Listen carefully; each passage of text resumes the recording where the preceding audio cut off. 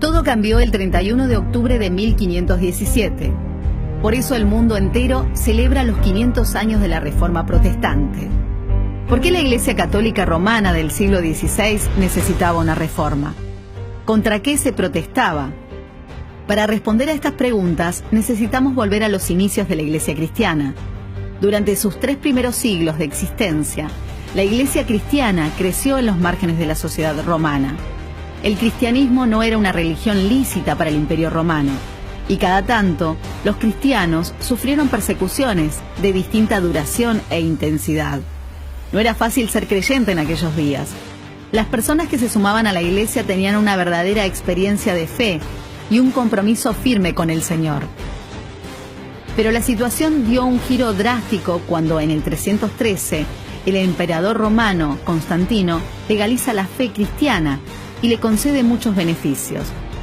Lo que para la Iglesia de aquel tiempo pareció ser la mejor de las noticias, pronto tendría consecuencias inesperadas. Los emperadores cada vez tuvieron más influencia en la Iglesia y muchas personas comenzaron a unirse a ella solo para disfrutar de los beneficios terrenales que el imperio ahora concedía a los cristianos. Esto se acentuó cuando en el 380 el cristianismo se transforma en la única religión imperial legítima. Dicho de otro modo, a partir de fines del siglo IV, todas las personas nacidas bajo el Imperio Romano eran consideradas cristianas, sin importar si tenían una real experiencia de fe en Jesús o no. Obviamente, este cambio afectó enormemente la Iglesia, especialmente en cuanto a su pureza. Tristemente, las ambiciones desmedidas, el abuso de poder, la corrupción y toda clase de inmoralidad se fueron haciendo cada vez más comunes en su seno.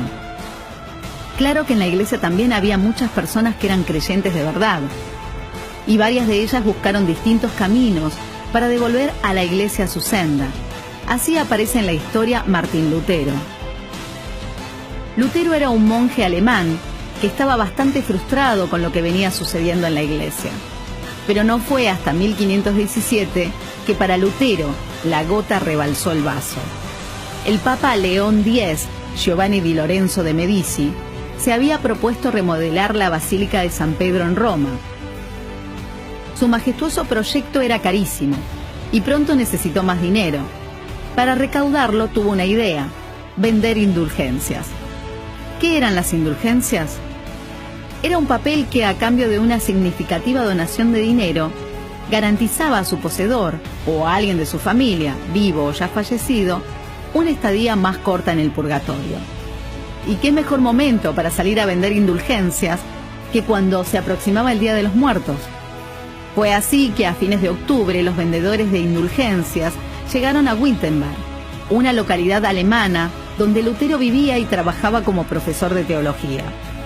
La indignación de Lutero fue tal que desafió a los representantes de la Iglesia a un debate.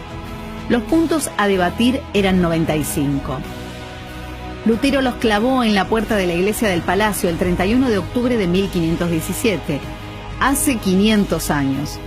A estos puntos se los suele llamar las 95 tesis de Lutero. A partir de este momento, el cristianismo en Occidente no volvería a ser el mismo. Un flamante invento, la imprenta, facilitó la rápida distribución y circulación de los escritos de Lutero por toda Europa, y pronto miles de personas se sumaron a este movimiento. Así se originó la Iglesia Luterana, y luego nacieron otras iglesias protestantes y evangélicas. Si bien existen diferencias entre estas distintas iglesias, todas coinciden en sostener 5 puntos que propuso Lutero, también conocido como las 5 solas. Solo la Escritura es la suprema autoridad en materia de fe y práctica. Solo por medio de la fe Dios nos salva y no por medio de las obras.